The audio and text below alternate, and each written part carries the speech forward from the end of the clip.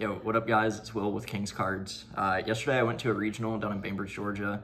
I got top 16. I played Purrely. It was a pretty good event altogether. I played against a lot of UBell. I ended up going 5-2. I will say, my losses, I lost round 1 to UBell. I could have done, I don't know if I could have won that, but I could have done better. I did misplay. Really, really bad, like just stupid misplay. But it's like, I'm not very experienced with the Purrely deck, but still working on that. I also lost a Voiceless Voice. I do think that was just like a tragic thing that happened, but not to take anything away from Dave, Voiceless player who beat me. Good player, so I mean, he just had it. We'll talk about that a little bit more. Let's go ahead and get into the deck profile. So for the main deck for the Purrely engine, I played 3 White Cat and 3 Black Cat. I think this is something that you have to do now. Now that Prosperity is at 1, I think Prosperity is like really needed for this deck just to like help you dig into your quick play spells, because that's kind of like how you can extend through like certain hand traps, like Imperm Veiler when you don't open Stray Streets, how you extend through Ash Blossom. So I think you just need to max out on these. I did brick a couple of, well, I don't want to say like brick on these cards, but I did open like more than one a couple of times. But it wasn't like that big of a deal. It's like, it's not like it's something that you can never play through. So I just maxed out the cats just to like have more consistency. Quick play spells, this is never going to change. You're always going to play the maximum amount of these that you can. I played like the standard 10, 2, 2, 3, 3. Please don't ever play less than this, and don't play more because then you'll get DQ'd. But Purrely engine's like, I feel like it's pretty standard at this point. Triple My Friend is like the best card in the deck. Triple Stray Street, this is the best card in the deck when they have the hand traps. This is also like the worst card in the deck at the same time. So like an inherent issue that I found that Purrely has is the deck is just like naturally bricky. And like sometimes there's just like nothing that you can do about that. Like against a Voiceless player that I played against, like in game 1, I opened double Nib, Druid Worm, Ash Blossom, Pretty. And he was able to put up like the full Voiceless combo. Even like Ash didn't do anything to him. He made a really, really good play. Well, I'd say a really good play. He just opened double low. So he just beats the Bestial all the way around. So like at that point when he used low as one of the materials, I just saved the Bestial because he went Dynamondo. He went Dynamondo, so then in his end phase, I just go ahead and hit the Skull Guardian out of his graveyard. Reason I did that is he had Blessing set up, and I knew he had Saravis in hand. So I just wanted to cut him off as much as possible from being able to do any kind of plays and just like prevent him from even putting the Saravis on the field. This card, I do want to talk about this card. This card's crazy when you go first. You need this card at 3 when you go first. I almost wanted to play Terraforming just for going first, but I feel like this deck doesn't have like much of a problem going first into the format. Because this deck does inherently just like, it does really, really well against the hand traps of the format. Like you have this card to dodge Imperm Veilers and Mourners if anybody's even playing that card. And then the deck already inherently like just never plays into Nib unless you're just doing, like you just really need to overextend to be able to like play the game at all. Then you'll play into Nib. The deck doesn't play into Chummy that much. Even though you are playing 6 catch, you'll give him 1 draw. But that's really it. So like just this deck is like really well set up into the hand traps of the format. Ash Blossom, if they know what they're doing, Ash can be a turn ender, but it just depends on how many quick play spells that you opened up. But like this card, I always sided these down when I go second. Like I literally just side it down to 1 card when I go second. But when you go first, I feel like you have to play 3 of these just with the format, unless you're playing against something like Branded or just any deck that doesn't play like hand traps in general, then you'll still just put this down to 1. But even sometimes like you'll just leave it in because you just want to, like sometimes you want to hard open this card with a quick play spell. And then I played 1 Leap. Literally always sided this card out going second. I'm gonna be honest with you. I don't like the way that most people have gone to like playing this deck is that like you never, unless you're playing against certain matchups, you never really want to go the sleepy line. So this card's just kind of weird. Like literally this card just becomes a way to recycle your cats back into the deck. But since I'm playing 3 and 3, you don't really need to recycle your cats back. The misplay that I did that ended up costing me. So I was playing against Ubel. He put up the full God board. He had the Varudris, the Solar Age, the Escape, Phantom Caesar. And the misplay that I made was I summoned the Black Cat. He also had a set card. I made the read on it being Imperm. And I mean, making the read on that being Imperm is 100% correct. And I had already like tried to push and push and push. and I had a Black Cat that was set up in Graveyard already, and I had Yeet that was in because I had discarded it. So the misplay that I made there, I had a Bestial in hand. I summoned the cat.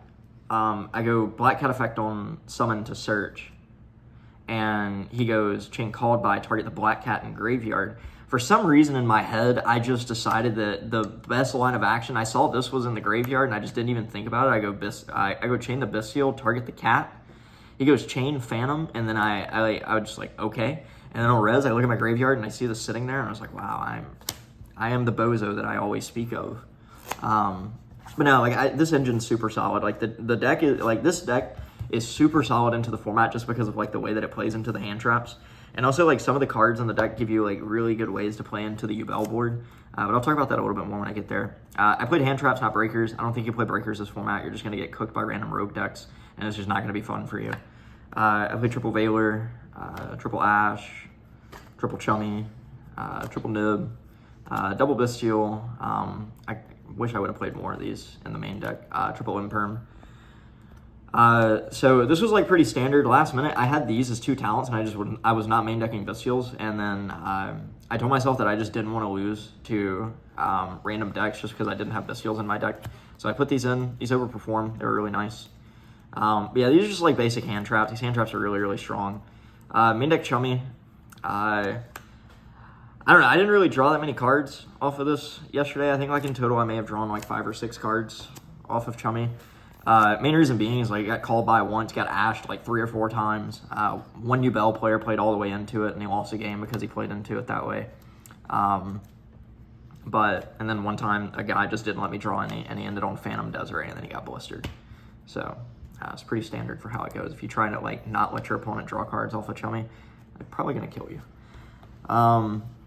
Extra deck, Double Beauty. I don't know why people play 2 of this, but people do play 2 of it, so I played 2 of it. I don't think I ever made 2 of these, but I don't know what else you're really playing, which, I mean, I guess you can play it. It's really cool. This card's crazy. Walking Imperm, and then, like, when it has the pretty underneath it, you just, like, constantly are just taking your opponent's cards. Double Happy, it's like the OTK enabler of the deck. Noir, Plump. I put against a 60-card Paleo deck yesterday, and I literally just summoned these 2 cards against it and just soloed the matchup completely. Use this to take the Paleos and use this to bounce the back row.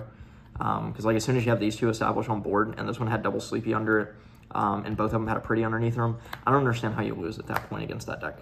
The Daruma Karma Cannons just didn't really matter at that point. So Double Noir. Every card in this deck is mid, and then this card's just crazy, and that's why this deck is like decent. Because literally, like what you do in this format with Purrely now, you never want to hit the Sleepy unless you're playing against a matchup where you know that they're playing Underworld Goddess. You always want to hit the Delicious. Get like 6 mats, double Delicious underneath this, and then it's 7,000 defense. And you tell your opponent, I'm not going to use the effect. Do you play Underworld Goddess? If no, do you want to go to the next one? They'll play it out. They still lose. And then you just wasted 25 minutes on a game 1 when they were never going to win anyways. And that's how you end up going into time with this deck. 1 Princess Sprite. I don't know why I played this card because I played hand traps, but it's a good level 1. Sometimes you need this to extend. Just like keep digging through your deck because it's like the best thing that you can turn 2 Purrely monsters into when you don't want to turn it into SP. Zeus. Also 10 pie. This card like so anytime. Okay, so I got shifted 3 times yesterday. The first time I got shifted, I thought I was playing against Tenpai, so I made this, and then I was playing against the Millennium deck, and it still did the same exact thing. You just don't take damage. I got shifted again, and it was in a match that I played against Cash. I got shifted again, and then in game 1, I made this. He was playing Cash. I still won. I take no damage. Yeah, like anytime I get shifted in this format, I'm just like inherently just going to end on this because it just says that I take no damage, so I shouldn't die. So this card's really crazy. I like that under shifter. I mean, the Purrely deck already plays like relatively decent under shifter, but then you can just make this and it just ensures that you don't die and you don't have to use a whole bunch of resources. So I like that card. Typhon, it came up against a Paleo player. He summoned in 1 turn, like he ended up getting like I got rid of all of his traps and he was pushing with monsters and he made Toad and his own Typhon and then bounced my SP back and then attacked directly for almost game. Came back to my turn, I normal summoned a DD Crow, made this, attack over Toad, and then main phase 2 effective this, bounces Typhon, and just won me the game. So that was really clean. Anima SP, you have to play these. It's like great board removal cards. You have to play this for the nib token. That's it for the extra deck. Side deck. Shout out to Grady Boogers. Yeah, I wrote DD Crows down on my deck list and then just didn't have DD Crows on me. But I like decided to side this card last minute because I do think this card's really good against a lot of rogue decks, and it's also really good against the Fire King matchup. I would rather have this over probably Nibiru in the Fire King matchup, just because like the nib, a lot of the times the nib just doesn't hit against the Fire King matchup, especially if they really know what they're doing with that deck. The best thing that you can do is just like hit the Garunix at the Arvada with the Crow, or like when it comes back to your turn. It just depends on how many options that they have to destroy fire monsters on their side of the field to get the Garunix out of the graveyard, because sometimes they have like the Arvada pop, the Princess, and then the Kirin in hand. So they have like 3 different ways that they can sequence and like just wait to get the Garunix out of the graveyard. This card was also for Memento because some of the combos requires them to have the combined creation in the graveyard, or when they send the Cranium Burst and they go Field Spell Effect, to set the Cranium Burst from graveyard, you can crow the Cranium Burst and their board just looks a little bit weaker. They don't have the like 5 monster negations. So this card's just like randomly good. Also against Branded, you can just like crow their Branded Fusion, put up Beauty, and then ask them how do you win. One Baldric. I didn't want to main 3 Bestials. I should have main 3 Bestials, so I just sided 1. That was a really bad decision by me. Dark Ruler. So this was what I decided to do for the Yubel matchup. Shout out to Lucas for showing everybody a combo that Purrely just inherently beats with Dark Ruler.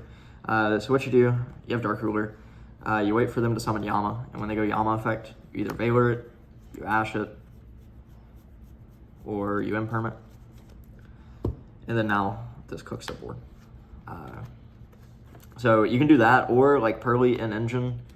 What you can do, because they're setting up the play with the double Yama in graveyard, and then they'll have the Solar Rage on the field and they play Escape now instead of Chamber, and then like nobody's making Desiree. They'll make Desiree every now and again, but if they don't have the trap to chain to the Dark Ruler, they're still going to lose to it.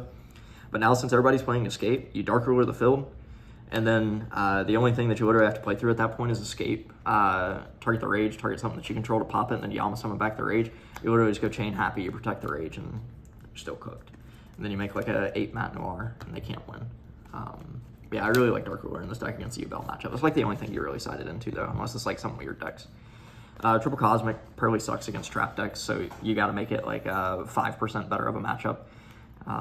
Even then, like it still doesn't really help you with the trap matchups that much. This card's really good. I like siding this card going first against Yubel and Fire Kings.